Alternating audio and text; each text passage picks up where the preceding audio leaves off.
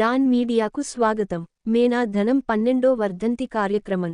చిరంజీవి యువత రాష్ట్ర నాయకుడు దివంగత మేనా ధనం 12వ వర్ధంతి కార్యక్రమం ఆదివారం పశ్చిమ గోదావరి జిల్లా తాడేపల్లిగూడెంలోని భీమవరం రోడ్లో చిరంజీవి బస్టాండ్ వద్ద ఘనంగా జరిగింది.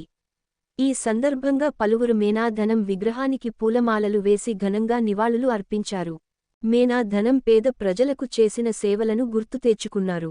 ఈ కార్యక్రమంలో మేనా నానాజీ, నిమ్మకాయల సత్యనారాయణ, దాట్ల జగన్నాథరాజు, నీలం సురేష్, మేనా శ్రీనివాసు తదితరులు పాల్గొన్నారు. విశ్వసనీయ వార్తల సమాహారమే మన డాన్ మీడియా. మరిన్ని వార్తల కోసం మన డాన్ మీడియా ఛానల్ను సబ్స్క్రైబ్ చేయండి. మరికొందరితో చేయించండి. ధన్యవాదములు.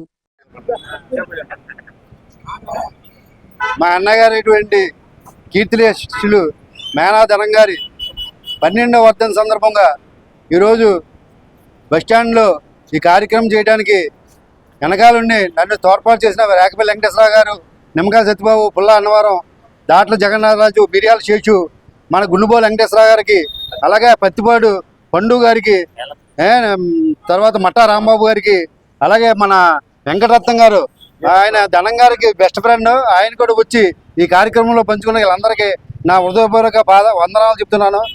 ధనం గారు మాకు ఏం చెప్పారంటే, ఏదన్నా మనం ఒక సేవా కార్యక్రమం చేస్తే ఒక మనిషికి కీడు చేయకుండా మంచి చేస్తే చాలు, ఎవరిని ఒరే అని పిలద్దని మన తమ్ముడు సురేష్ చెప్పింది.